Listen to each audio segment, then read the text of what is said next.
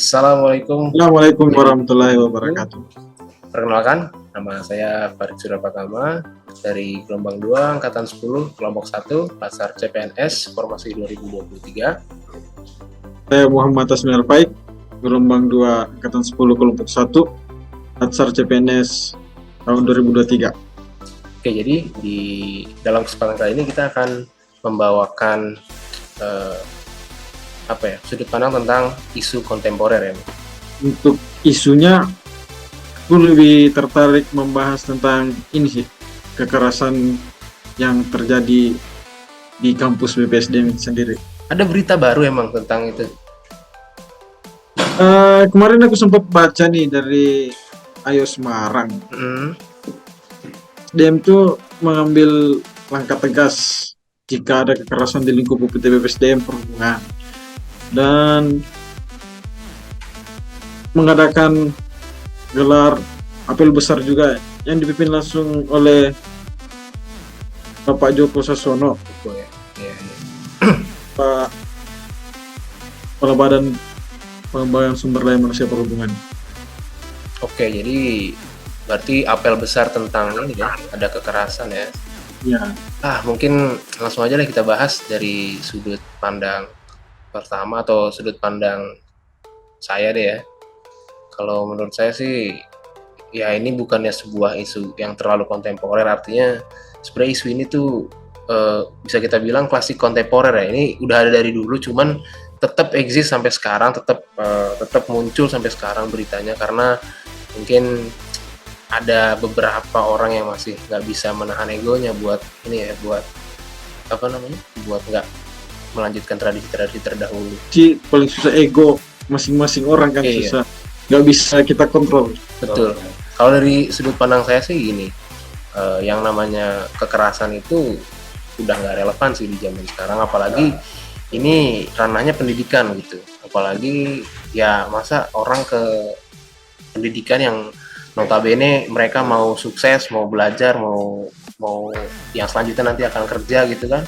Apalagi udah dapat formasi pola pendidikan seperti itu, tapi pas lagi pendidikan malah nyawanya terenggut oleh orang yang dia tuh nggak bisa menjaga egonya gitu. Kalau menurut saya sih itu udah nggak relevan lagi di zaman sekarang yang namanya kekerasan di dunia pendidikan ya. Kalau dari sudut pandang rekan Asmi sendiri gimana? Kalau menurut aku sih kekerasan itu untuk dari ini, menurut aku itu nggak apa-apa sih sebenarnya. Itu kan melatih mental mereka nih. Apalagi kayak anak-anak pelaut kan. Kita tahu pelaut tuh pasti keras banget lah. Apalagi kayak Cina dapat kapten gitu kan. Gak mungkin mereka baru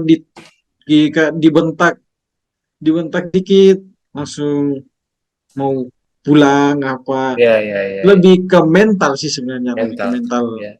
Biar nggak manja lah ya. Ya itu.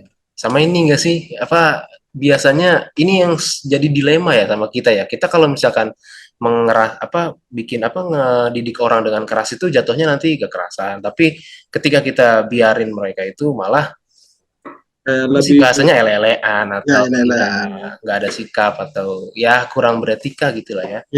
Jadi sebenarnya dilema juga sih. Paham juga saya dari sudut pandang itu, benar juga sih.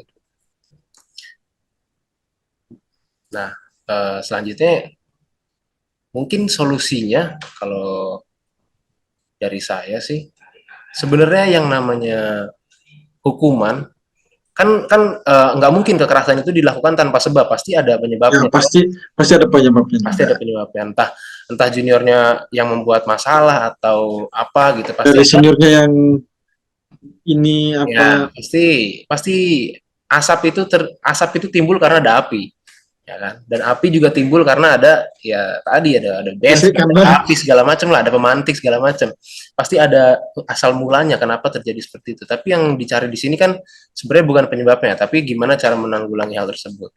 Nah, kalau menurut saya yang namanya hukuman itu sebenarnya nggak apa-apa diberlakukan gitu untuk junior, apalagi ini pendidikan taruna yang notabene harus mengutamakan kedisiplinan dan juga etika gitu dalam kehidupan sehari-hari. Cuman yang harus diperhatikan di sini adalah jangan sampai ada apa ya, kontak fisik gitulah, pemukulan atau kekerasan dan sebagainya. Menurut saya kalau hukuman yang pas itu ya udah kita sesuaikan aja dengan buku pedoman ketarunaan, dan hukumannya itu hukuman fisik, tapi fisiknya itu yang membentuk Lebih bermanfaat ya. mereka bermanfaat gitu, misalkan disuruh push up kah, disuruh sit up, disuruh lari, itu saya masih setuju. Tapi kalau untuk kekerasan, pemukulan segala macam itu saya big no lah, kayak gitulah. Ya, kalau dari rekan Asmi sendiri gimana nih solusinya nih? Menurut aku sih ya setuju juga sih dengan itu. Mungkin apalagi di zaman sekarang kan anak tuh ya manjanya gimana, samanya beda lah. Ya, sama dari dulu. Dulu kan memang orang-orang tuh kalau senior-senior yang dahulu mau dipukul apa mereka nggak masalah, nggak terlalu. Malahan kalau ngelapor ke orang tua kan malah dipukul balik. Iya betul, Ya, zaman dulu begitu ya, pasti ceritanya sekarang kan kayak gitu. sekarang kan beda. Iya iya iya. Malah masuk penjara nanti bisanya. Betul betul betul. Jadi ya mungkin ego juga termasuk kali ya.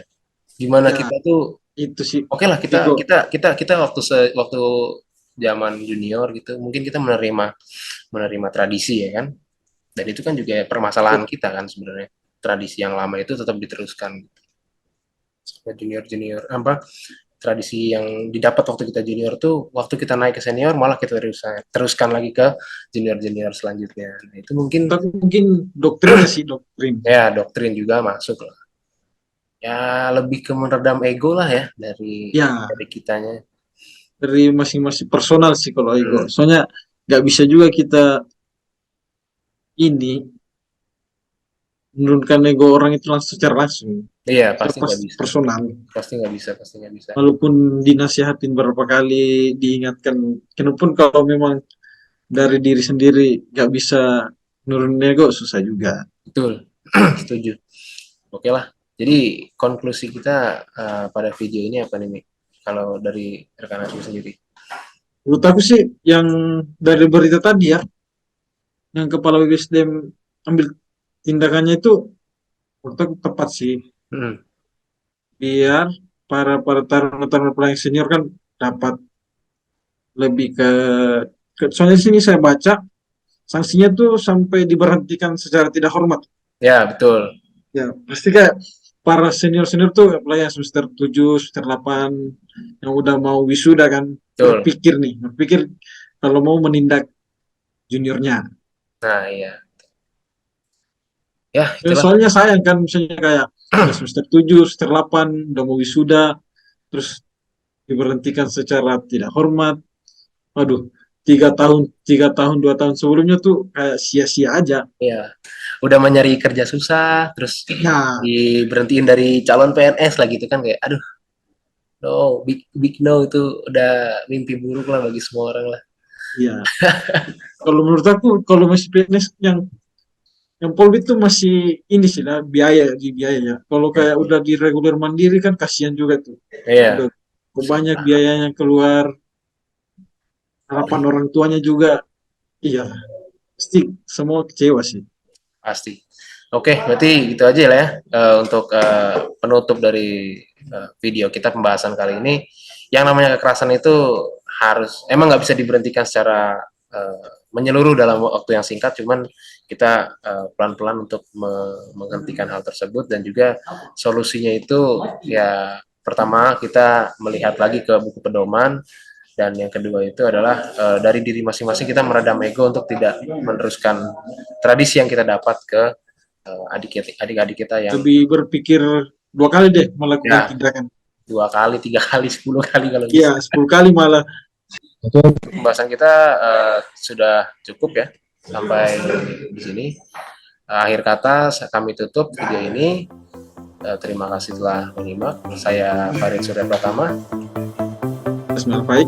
Mudah-mudahan apa yang kita bahas dapat jadi pelajaran lah. Oke.